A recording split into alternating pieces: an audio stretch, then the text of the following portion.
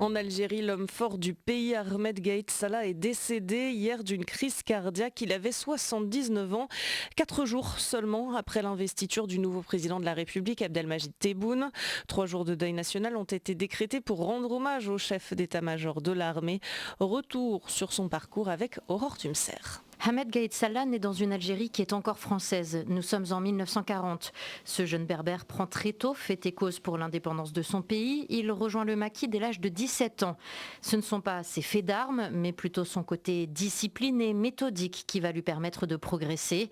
À l'indépendance, il est envoyé en URSS pour être formé et il faudra encore attendre les années 90, la décennie noire, pour qu'il sorte du lot.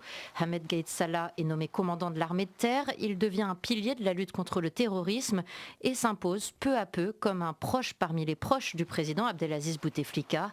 Arrivé au sommet, à l'état-major des armées, le général conforte son emprise, se glisse dans les hautes sphères du pouvoir tout en restant proche de ses troupes.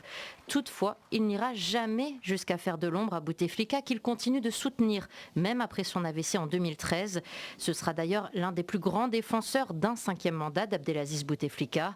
Mais voilà, dans la foulée de l'impressionnante colère populaire que cela va susciter, il prend ses distances, demande à Bouteflika de renoncer et il devient de fait le visage et la voix du pouvoir. Car il faut le dire, le général Gaïd Salah, ces dernières semaines, concentrait entre ses mains plus de pouvoir que n'importe quel militaire algérien avant lui.